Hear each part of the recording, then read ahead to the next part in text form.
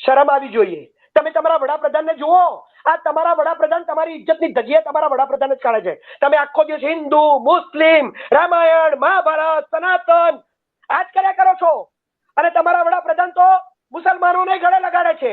આ દેશના અંધભક્તોને મારે કહેવું છે કે તમે જેટલા મોદી મોદી હિન્દુ હિન્દુ કરો છો, આ તમારા દેશના વડાપ્રધાન આખા વર્લ્ડની અંદર મોટી મોટી મસ્જિદોમાં જાય છે, મોટા મોટા ચર્ચોમાં જાય છે, મોટા મોટા ચર્ચોમાં જઈને કેન્ડલ જલાવે છે, ત્યાંના પોપને ગળે લગાડે છે, ત્યાંના મૌલવીઓને, કાઝીઓને, ઇમામોને અને મોટા મોટા મુસ્લિમ ધર્મગુરુઓને પોતાના ગળે લગાડે છે. એ પાકિસ્તાન જાય છે, સરપ્રાઈઝ આપે છે નવાઝ શરીફને, એમની બર્થડે ઉપર વિશ કરવા જાય છે, એમનું પ્લેન ઉભું રાખે છે અને ત્યાં જઈને બિરયાની ખાય છે. અમિત શાહે એની માનસિકતા દર્શાવી પાર્લિયામેન્ટની અંદર કે આંબેડકર આંબેડકર આંબેડકર આંબેડકર બોલવું એ ફેશન થઈ ગયું છે. અરે ભાઈ, તો છેલ્લા 10 વર્ષથી આ દેશના અંધભક્તો મોદી મોદી મોદી મોદી મોદી મોદી કરી રહ્યા છે. તો મારે અમિત શાહને પૂછવું છે કે શું મોદીનું નામ લેવાથી લોકોને સ્વર્ગ મળી ગયું અંધભક્તોને? નમસ્કાર, ક્રાંતિ માર્ગ થી હું વિમિત કુમાર. સાથીઓ, આપણા દેશનું બંધારણ આપણને પોતાનો જીવન સાથી પસંદ કરવાનો અધિકાર આપે છે. એ કોઈ પણ ધર્મના હોય, કોઈ પણ જાતિનું હોય કે કોઈ પણ પ્રાંતનું હોય, એની ઉપર કોઈ પાબંદી નથી. આ વ્યક્તિગત અધિકાર છે જે આપણું બંધારણ આપણને દેશવાસીઓને, આપણા દેશના નાગરિકોને આપી રહ્યું છે. થોડા સમય પહેલા સોનાક્ષી સિન્હા જે ફિલ્મ અભિનેત્રી છે, એને જહીર ઇકબાલ નામના એક મુસલમાન યુવક સાથે એને લગ્ન કર્યા. તેને લઈને એને ટ્રોલ કરવામાં આવી રહી હતી. આ ટ્રોલિંગની અંદર એક નવું નામ ઉમેરવા જઈ રહ્યું છે. એનું નામ છે કુમારભાઈ વિશ્વાસ. આ આપણા દેશના કવિ છે. પહેલા તો સેક્યુલર હતા, એટલે કે બિન સાંપ્રદાયિક કવિ હતા, પણ હવે એ પણ ધીરે ધીરે હિન્દુ મુસલમાન કરવા લાગ્યા છે. એમણે કહ્યું છે કે તમારે રામાયણ અને ગીતાના પાઠ ભણાવવા જોઈએ, નહીં તો જેના ઘરનું નામ રામાયણ હોય એના ઘરની લક્ષ્મી બીજા ઉઠાવીને લઈ જાય છે. એટલે સીધો ટાર્ગેટ આ શત્રુઘ્ન સિન્હાના જે મકાન છે એનું નામ રામાયણ હતું અને એની છોકરી જેનું નામ સોનાક્ષી સિન્હા છે એને જહીર ઇકબાલ સાથે લગ્ન કર્યા. આડકતરી રીતે એની સાથે એવો ટાર્ગેટ એમને કરવામાં આવ્યો. ત્યારબાદ બીજો એક ટાર્ગેટ હિન્દુ મુસલમાન કરવાનો પ્રયાસ થયો છે કે જે સૈફ અલી ખાન અને કરીના કપૂરનો જે દીકરો છે એનું નામ તૈમૂર છે, અને એની ઉપર પણ આ ભાઈએ ટાર્ગેટ કર્યો છે. પહેલા હું તમને આ બંને વિડીયો બતાવું છું, તમે આ વિડીયો જુઓ. અને अपने बच्चों को नाम याद कराइए सीता जी की बहनों के, भगवान राम के भाइयों के. एक संकेत दे रहा हूं, जो समझ जाए उनकी तालियां उठें. अपने बच्चों को रामायण सुनवाइए, गीता पढ़वाइए, अन्यथा ऐसा ना हो कि आपके घर का नाम तो रामायण हो और आपके घर की श्री लक्ष्मी को कोई और उठा के ले जाए, तब पढ़ रहा. मुझे पता है कि टिप्पणियां रिकॉर्ड करने के लिए बैठे हैं, लेकिन फिर कह दूं, माया नगरी में बैठने वाले लोगों को ये समझना पड़ेगा कि देश क्या चाहता है. क्या बात है, आहा, वाह, वाह, अब ये चलेगा नहीं कि लोकप्रियता हमसे लोगे, पैसा हम देंगे, टिकट हम खरीदेंगे, हीरोइन हम बनाएंगे, हीरो हम बनाएंगे, और तुम्हारी तीसरी शादी से औलाद होगी तो उसका नाम तुम बाहर से आने वाले किसी आक्रमणकारी के नाम पर रख लोगे. ये चलेगा नहीं. क्या बात है, आहा, वाह वाह वाह, जिंदाबाद, वाह वाह वाह. इतने नाम पड़े हैं यार, कुछ भी रख लेते तुम. रिजवान रख लेते, उस्मान रख लेते, यूनुस रख लेते, हुजूर के नाम पर कोई नाम रख लेते. तुम्हें एक ही नाम मिला. जिस बदतमीज आदमी ने, जिस लंगड़े आदमी ने हिंदुस्तान में आकर यहां की मां बहनों के साथ बलात्कार किया, वो लफंगा ही मिला तुम्हें इस प्यारे से बच्चे का नाम रखने के लिए. और अब अगर इसे हीरो बनाओगे तो इसे खलनायक तक नहीं बनने देंगे. ध्यान रखना, हम ये भारत जागा हुआ है, नया भारत. भाई वाह वाह वाह वाह वाह. જી સાગરભાઈ, આજે કુમાર વિશ્વાસે જે બફાટ કર્યો છે એ વિશે તમે શું કહેશો? સૌથી પહેલા તો ધન્યવાદ, થેન્ક્સ ફોર ઇન્વાઇટિંગ મી. હવે આપણે વાત કરીએ કુમાર વિશ્વાસ ઉપર. કદાચ એમનું નામ પહેલા કુમાર વિશ્વાસ શર્મા હતું અને પછી એમણે પોતાનું નામ કવિ તરીકે અને સાહિત્યકાર તરીકે આજે ભારત દેશની અંદર કુમાર વિશ્વાસ તરીકે પ્રચલિત કર્યું છે. તો એ માણસને એટલો તો ખ્યાલ આવવો જોઈએ કે જો પોતાને એવો અધિકાર છે પોતાનું નામ બદલવાનો, પોતાની સરનેમ રાખવી કે નહીં રાખવી એનો, તો એ અધિકાર આ સંવિધાને દરેકને આપ્યો છે. કે કોઈ પણ વ્યક્તિ પોતાનું નામ એ કાયદેસર રીતે આ સંવિધાન જે અધિકારો છે, આપણા મૂળભૂત અધિકારો, એના દ્વારા બદલી શકે છે. એને જે નામ રાખવું હોય, જે સરનેમ રાખવી હોય એ રાખી શકે છે. અને એવું એમણે પોતે પણ પોતાના જીવનમાં કર્યું છે. કારણ કે કુમાર વિશ્વાસ, કદાચ એમની સરનેમ પેલા શર્મા હતી અને હવે એ કુમાર વિશ્વાસથી ઓળખાય છે. એવી જ રીતે દરેક વ્યક્તિને પોતાની મરજીથી પોતાનો જીવન સાથી પસંદ કરવાનો પણ અધિકાર આ જ સંવિધાને આપણને આપ્યો છે. બરાબર છે. કુમાર વિશ્વાસને મારે એટલું કહેવું છે કે તમને કદાચ રામાયણ અને મહાભારતના ઉદાહરણ આપવાનું આજે યાદ આવ્યું છે. વર્ષો પહેલા તમે નહેરુજીના પણ વખાણ કરેલા છે, તમે ઇન્દિરા ગાંધીના પણ વખાણ કરેલા છે, તમે તમારી જાતને સેક્યુલર તરીકે પ્રસ્થાપિત કરી છે. પહેલા તો તમે એવી વાતો કરતા હતા કે જાતિ, ધર્મ, રંગ, રૂપ, નાત, જાત, ભેદ અને વર્ણ વ્યવસ્થા, એના વિશે આપણે વાત ના કરવી જોઈએ. સોનાક્ષી સિન્હા એક અભિનેત્રી છે ને એ બહુ સક્સેસફુલ અભિનેત્રી છે. ભલે લોકો એવું કહેતા હોય છે કે નેપોટિઝમ હોય છે, પરંતુ કેટલાય કલાકારોના બાળકો આ ફિલ્મ ઇન્ડસ્ટ્રીઝમાં કામ કરી રહ્યા છે. 100% લોકો સફળ નથી થયા, પરંતુ સોનાક્ષી સિન્હા પોતાની પર્સનાલિટીના કારણે, પોતાના અભિનયના કારણે સફળ થઈ છે. કદાચ તમે એટલા સફળ છો કે નહીં એક ડિબેટનો વિષય બની શકે છે, પરંતુ મારે તમને એટલું કહેવું છે કે સોનાક્ષી સિન્હા એક સફળ અભિનેત્રી છે. એ એડલ્ટ છે, એની ઉંમર કદાચ 18 પણ નહીં અને ઘણી વધારે છે. એ ખૂબ સમજુ છે, એને અધિકાર છે, આ દેશના સંવિધાને આપ્યો છે. એના માતા પિતાએ વિરોધ નથી કર્યો, એના પરિવારના લોકોએ વિરોધ નથી કર્યો. એ એક સેક્યુલર દેશમાં રહે છે. તો તમને શું પ્રોબ્લેમ છે કે સોનાક્ષી સિન્હાએ કોની સાથે લગ્ન કર્યા? હવે તમે કહેશો કે મેં સોનાક્ષી સિન્હાનું નામ નથી લીધું, પરંતુ સોનાક્ષી સિન્હાનું નામ નથી લીધું, પરંતુ તમે કહ્યું કે જેના બંગલાનું નામ રામાયણ હોય છે. તો ભારત દેશની અંદર ઘણા બધા લોકોના બંગલો ફેમસ છે.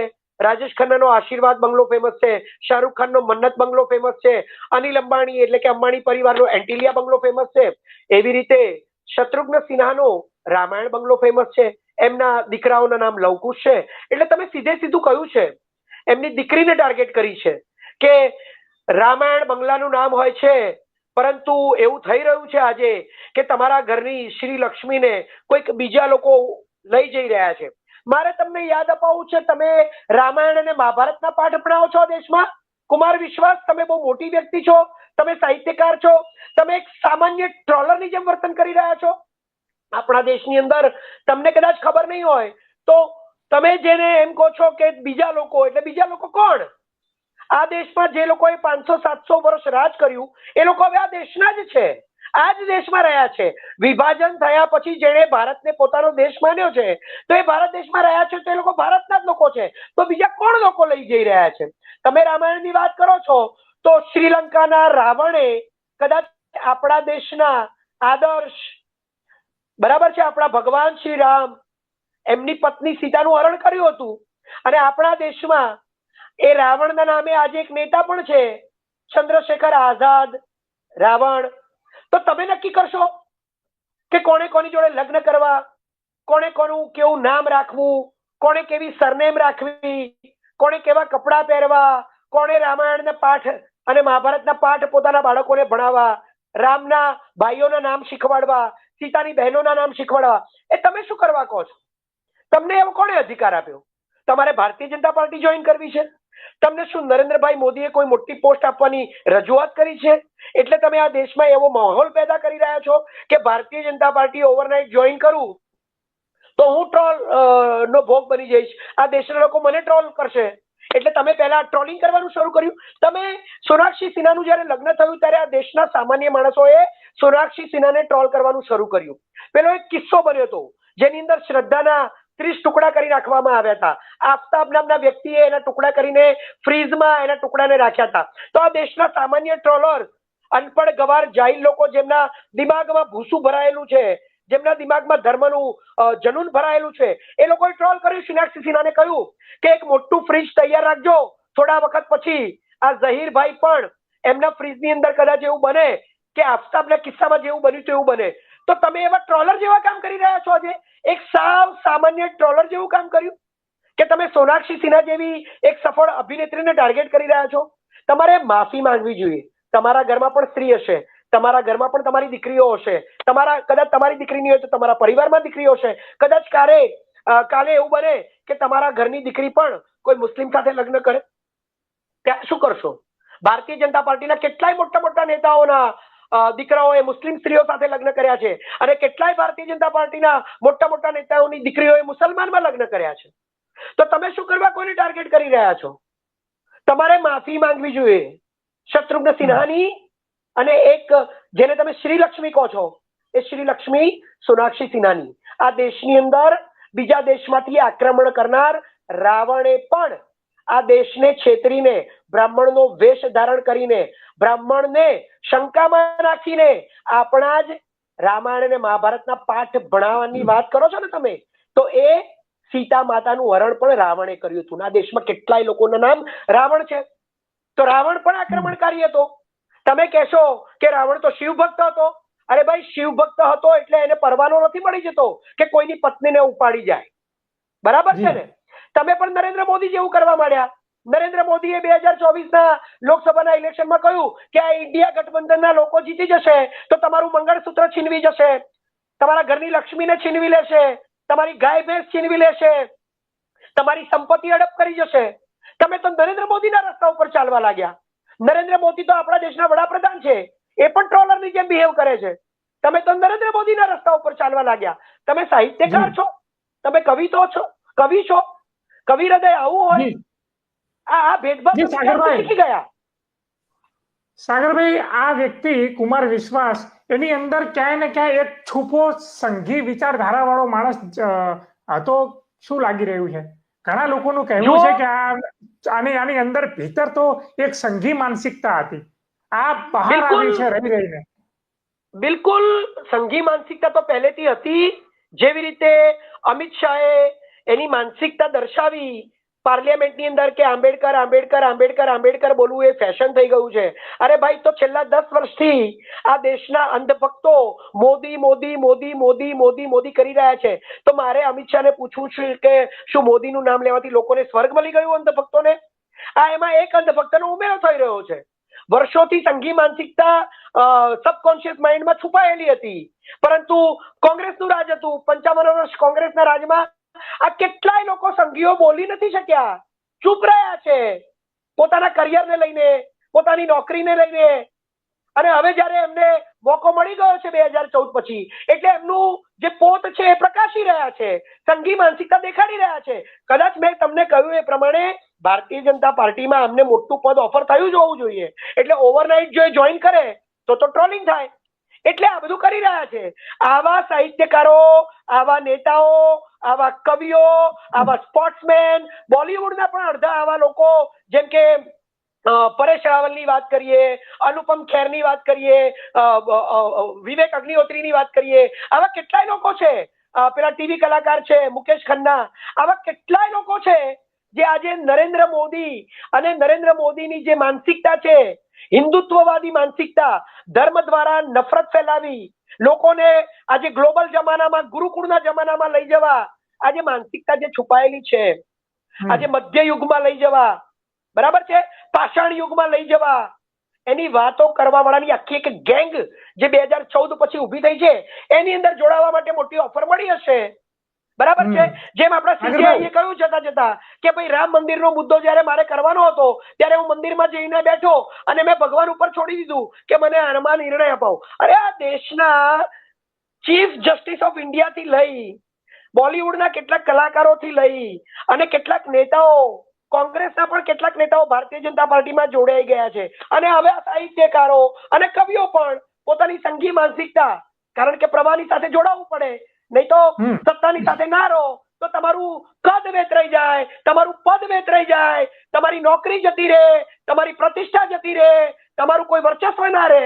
આ એટલા માટે આ બધા જ મેં જે નામ આપ્યા, અનુપમ ખેર હોય, પરેશ રાવલ હોય, કે કુમાર વિશ્વાસ હોય, કે મુકેશ ખન્ના હોય, આ બધા જ લોકો આજે નરેન્દ્ર મોદીની સત્તાના પ્રવાહમાં તણાઈને પોતાની સંઘી માનસિકતા હોય કે ના હોય, પરંતુ આજે હિન્દુ મુસ્લિમ કરીને સંઘી માનસિકતાને એ લોકો ગ્લોરીફાય કરી રહ્યા છે.